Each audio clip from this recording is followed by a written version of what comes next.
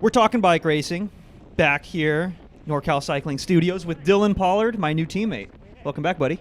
Thank you. Welcome back. Wait, Excited your first time? It's your first first time being on the on. channel.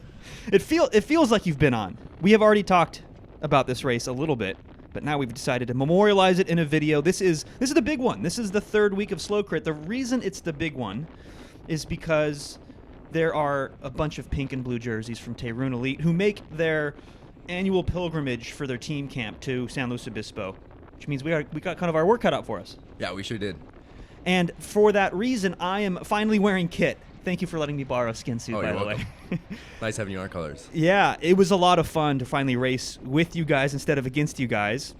And we're going to dive right into the action here. Let's kick things off. If you guys don't know, this is our weekly practice crit. It's like 900-meter laps. They're super fast.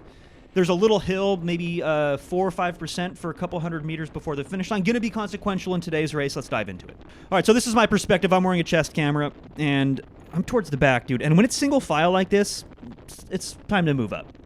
Yeah, things are moving fast, and it's time to start making our moves. Yeah. 15K to go. Yeah, and I decided to do it on this hill, so I'm going to carry some speed. But before we get into what's going on here, team roles, like, who's the sprinter here? At this point, we had not discussed that. So Dylan's a very powerful sprinter. You guys know I like myself a sprint at the end of a race. And oh, by the way, I love when this happens right here. Like when you're carrying speed and somebody just starts to attack in front of you, it's like you just hop on that train. That's exactly what I'm still doing a lot of power though. But anyway, I got a little sidetracked there. I'm following this attack. And we're both capable sprinters. So what I told Dylan before the race is like, hey, I don't care how this shakes out. I think I'm capable of winning this race. I know you're capable of winning this race. So let's just kind of see who's feeling better at the end of this race. Let's communicate. That's all really important when you have a situation with just one other teammate, or maybe a larger team with one other sprinter, and you're trying to figure out who's who. I think it's fine not to like solidify plans before the race, because it doesn't always work out the way you want it to in a bike race, and you have to be flexible. So that's kind of the way we left things, but I'm just teeing myself up for this counterattack. Yes, this is the moment. It's like, why not just go for it? They were all slowing down on the front. I was just riding on the coattails of that attack, so I just send it. I don't think I'm going to go for 13 kilometers here. That's not the type of rider I am. And I'm looking back, I got this immediate big gap. That's the benefit of that kind of slingshot attack. I just want to allow Dylan mostly to sit in and rest, and that's what you're doing. We'll kick over to your camera now. Yeah, no, I'm sitting back there having an armchair ride. And that's the whole idea. Yeah, that's the whole idea. You're saving energy and maybe marking something that might come across to me, but the idea is like I'm taking the pressure off. Yeah, weird. The race is no longer in our hands. It's up to Tehrun and the other teams to bring you back. And of course they eventually do, because I'm not that type of rider. Like I said, to go solo from 13 kilometers, like I think everyone in this field kind of knows that. So they clawed me back. I get back in. And here's another moment that I identify. If you guys are ever trying to launch an attack yourself, like we were all super fast single file. Now everyone's just soft pedaling and coasting. And I was like, oh, I'm going to win this corner. So I come up the inside. I saved it just for the end here, but I do win this inside line. And as long as you're like carrying speed past the front riders, you win the inside line. I took it all the way to the other curb. Again, free gap. If you guys look in the rear camera, free gap. In fact, even better than a free gap, I'm drawing out a Tehrun rider, which is exactly what I wanted to do. I kind of wanted to chip away at the pink train on the front. And again, Dylan, chilling. Yeah, sitting in. Easy gets. Resting. Heart rate is in check. And this was the idea. So by this point in the race, we still have over 6 kilometers to go. But kind of my second, like, send it off the front move here, I knew that, okay, in the back of my mind, I knew, okay, we're racing. Should it come back to a field sprint, which is extremely likely, especially now that this Tehrun rider is not pulling through, I was telling myself, okay, should it come back to a field sprint, it's going to be Dylan. Let's fast forward to that moment. Hey, Dylan, it's you. Here, just stay on. And like I said, I relayed this information to you, Dylan. Do you remember this moment in the race? I do. This is really important, that if you guys are out racing with teammates, communicate. Because otherwise you wouldn't have known. You'd been like, wait, am I leading Jeff out? No, at this point, we're getting to 4K to go. We had to decide who was doing the work. Yeah, and I didn't leave it up to like, let's just keep thinking about it for the next few minutes while it's crunch time. Executive decision, Dylan, it's you, stay on. Those are the specific instructions in case it wasn't loud and clear on the GoPro. And if you guys look at the rear camera, shout out rear camera, we got it working now. You will see nothing but Dylan back there. like a boss, staying on, fighting off other riders, because if there's one thing that people like to do, it's to kick sprinters off their lead out.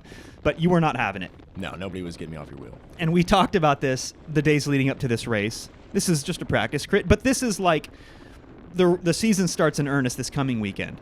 By the time you guys are listening to this, maybe a couple of days. And we are using this to practice our lead out. This is the first time we've been teammates. Yeah, first time we raced together on the same team, and probably the first time I had a proper lead out. Dude, it feels so good, right? It's really nice. Yeah, it's nice being able to just trust you and let you make the decisions, and I just hold your wheel. So the whole idea, so I'm making up ground here on the left-hand side. This is the first part, is I can do this, even when it's single file. I know I'm going to break a bunch of my rules here, guys.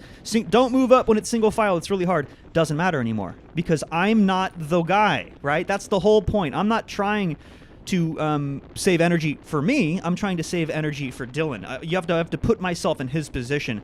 And there's going to be small things. Notice I just moved to the right side. Well, the right side is sheltered, right? It's sheltered for me. It's going to be sheltered. There's space. I didn't cut him off on the semi right there. There's space for him.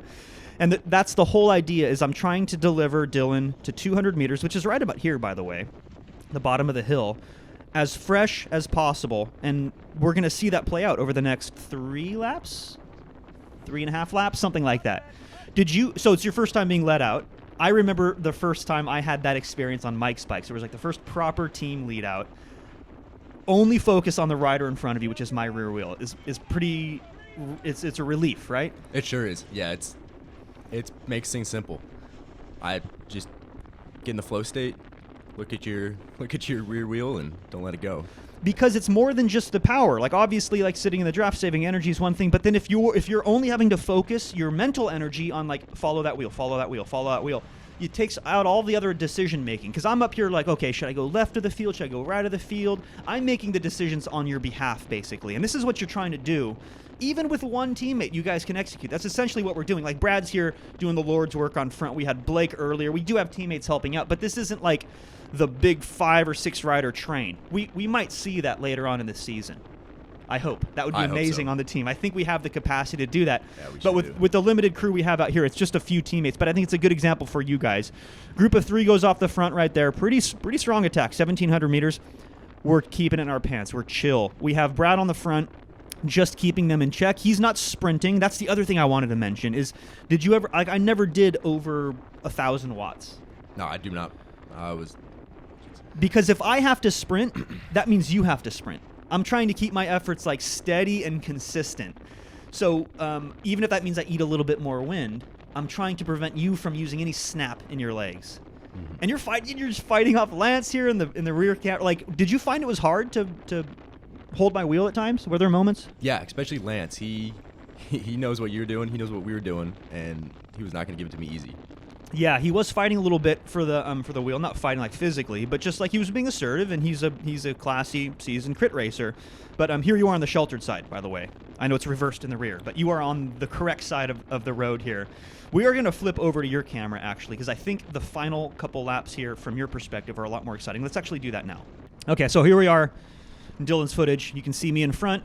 We have a couple more teammates helping out. That group off the front is now caught or about to get caught. I just remember like being so great. Oh, there they are. They're about to get caught. They're like 2 seconds. I just remember being grateful that we had a couple more teammates on the front, because even like me as the lead guy, I was like not worried about that group of 3. But now it's like inside of 1 lap. These laps are incredibly short, and I'm thinking right about here like, okay, Tehran Rider, let's actually pause that. Okay, critical moment number 1, 614 meters to go. Tehran Rider on the front, but where are his teammates? He's looking back wondering the same thing, or maybe he's tired, maybe both, maybe a combination of the two. And when you have a rider on the front looking back like that, things are going to slow down. That's what that tells me. And there's no time for that. So as I unpause, I'm like, no, we are not slowing this train down at this point. We have to preserve all of our speed. One last check back by me to make sure you're still on. I did that like 3 or 4 times. And I'm going to put my power on the screen too, because it's important that I don't sprint. I'm not sprinting to the finish. I'm not trying to beat Dylan. I'm trying to help Dylan. And you kept it pretty reasonable too, like 450 watts, good draft. I'm standing up. I'm not worried about it. And what do you think about this final corner? Yeah, coming in this last turn, I found myself carrying a bit more speed than Jeff. So I yelled at him, hey, coming inside you. Last thing I want to do is touch brake. And then got on that final straightaway and just dumped my sprint. And boom! Boom! Yeah. Big numbers, big numbers. You had a lot left over at the end of this race. I sure did. Felt pretty poppy still. Enough to get the job done. Congrats on the win, but don't go anywhere because there's actually a little bit more to this sprint. The details matter when it comes to sprinting. Let's play this back one more time. All right, slow-mo 50%. Yes, Dylan, you are carrying more speed than I, and super smart move to take the inside. Don't touch brakes. And you yelled at me, so I knew it was you, because if I didn't know it was you, maybe I'd close the door. So inside line, 1,630 watts, I think is peak. Wicked power numbers for the end of a crit especially. And now you're going to do something else that is super important when you're sprinting. You are making a beeline for this other inside line, basically the fastest possible line to the finish here. You're staying on the power. And what this means is for somebody to pass you and beat you in this sprint, they would have had to go wide in that corner where I dropped you off. Not just wide around you, wide around me also, which kicks them way out to the outside. And then they would have to go wide around you again on that kind of last, I hesitate to call it a corner. It's like a little wiggle. And you should know from week number 1, you tried that against me when we were sprinting against each other. It's not the right move. Yeah, even if you're bringing more watts, that's... You need a significant amount more watts because the long way around adds whatever 15 meters. Then you have to make up the 2 meters of a bike to get in front of you. And on top of all of that, they would have to be dealing with your 1,630 watt sprint. So in my eyes, the race was over once you came on the inside. So like I've always said, sprinting is more than just who can make the most power. It's about your position more than anything. It's so important. I can't stress that enough. Anyway, I'm getting ahead of myself here. We have a long season ahead of ourselves. This bodes super well. We're going to be making more of these videos. I'm super pumped, Dylan. Good to have you on, man. Yeah, thank you for having me on.